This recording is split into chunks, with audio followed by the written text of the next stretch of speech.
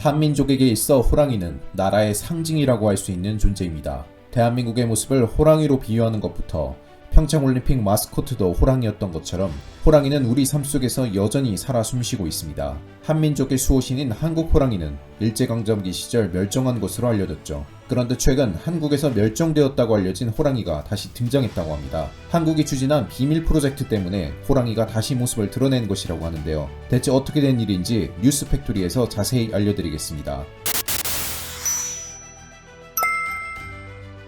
단군 신화서부터 호랑이는 한민족과 떼어낼 수 없는 인연을 자랑하죠. 선조들은 호랑이를 산군이라 부르며 두려움과 경애의 대상으로 불렀습니다. 울주군 반구대 암각화에서도 호랑이 그림이 발견될 정도로 호랑이는 선조들의 삶 속에서 익숙한 존재로 그려집니다. 대한민국에만 수천 마리가 넘게 살았다고 하는 호랑이. 그런데 어느 날을 기점으로 호랑이는 사라지게 되었습니다. 그 많던 호랑이가 사라지게 된 시기가 바로 일제강점기입니다.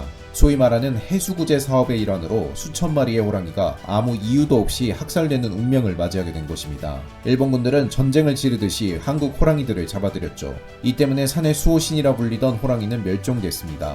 공식적으로 그 존재가 확인된 것은 1921년으로 이 이후로는 호랑이의 모습을 목격한 이는 아무도 없었습니다. 일본은 왜 한국 호랑이들을 멸종하려 한 것일까요? 그것은 한민족에게 영물로 칭송받는 호랑이를 죽여서 우리 민족의 길을 걷기 위한 목적입니다. 일반 백성들에게 해를 끼치는 동물을 잡겠다는 명목으로 일제는 한민족을 대표하는 호랑이를 죽여서 너희 한민족은 일본에게 상대가 안 된다는 것을 보여주고 상대적 우월감을 얻으려 했죠. 하지만 보다 근본적인 이유는 일본인들의 더러운 욕망을 채우기 위함입니다. 일본의 동물문학 지필가인 엔도 키미오는 일제의 무자비한 폭력과 무자비함 때문이라고 꼬집으며 일제가 저지른 행위에 대해 반성한다고 말한 바 있습니다. 실제로 일본에서 한국으로 넘어온 이들이 잔인하게 호랑이 사냥을 한 기록들이 지금까지도 전해지는데요. 정오기의 저자인 야마모토 타다사부로는 재미삼아 죽인 호랑이 수를 꼼꼼하게 기록해놓고 이를 자랑하는 만행을 저지르기도 했습니다. 몇백만이나 되는 호랑이가 타다사부로의 손에 죽어갔고 심지어 새끼 호랑이도 죽임을 당해 그 잔혹함은 눈으로 보기 어려울 정도라고 합니다. 일제의 만행 때문에 한국의 호랑이는 더 이상 볼 수 없는 환상의 동물로 남겨질 뻔했는데요. 하지만 기적적으로 한국 호랑이를 복원할 방법을 국내 연구진이 찾으면서 상황이 반전되었습니다.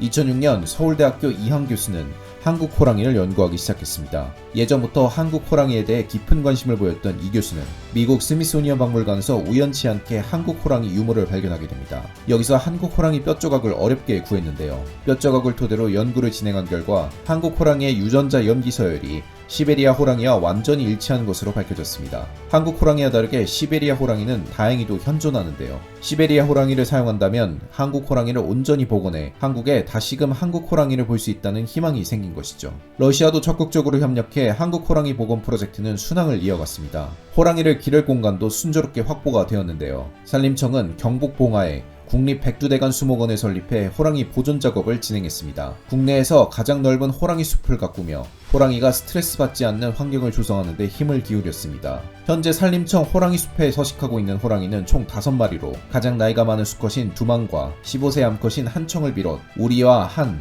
도 등이 숲의 터전을 잡고 있습니다. 최종적으로는 인간의 손을 타지 않고 자연스럽게 번식해야 하는데요. 서울대학교 이항 교수는 호랑이 숲길이라 불리는 생태 통로 확보를 해야 한다고 주장하며 한국인들이 호랑이 복원을 위해 나서야 할 때라는 주장을 펼쳤습니다. 일제에 의해 사라진 한국의 유산을 되찾는 것은 한국인으로서 어쩌면 당연한 일이라고 할 수 있는데요. 한국은 물론이고 해외에서도 적극적인 도움이 있었기에 일본의 방해에도 불구하고 한국 호랑이 복원 프로젝트는 결실을 맺을 수 있게 되었죠.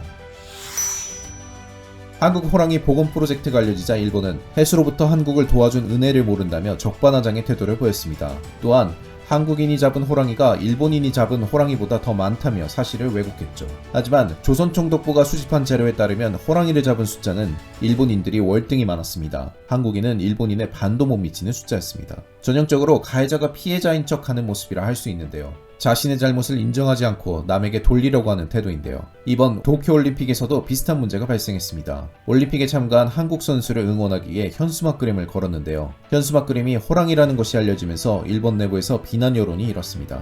호랑이가 한국을 상징하는 동물이기에 이를 현수막에 거는 것은 반일 정서를 드러낸다는 망상을 펼친 것이죠. 일본의 피해의식을 보여주는 일례라 할 수 있습니다. 도대체 일본은 어디까지 한국을 방해하는 것일까요? 일본의 탐욕에 희생된 한국 호랑이가 무사히 대한민국에서 번성하길 바라면서 한국이 추진하는 호랑이 보존 프로젝트가 성공적으로 마무리되길 기원하겠습니다.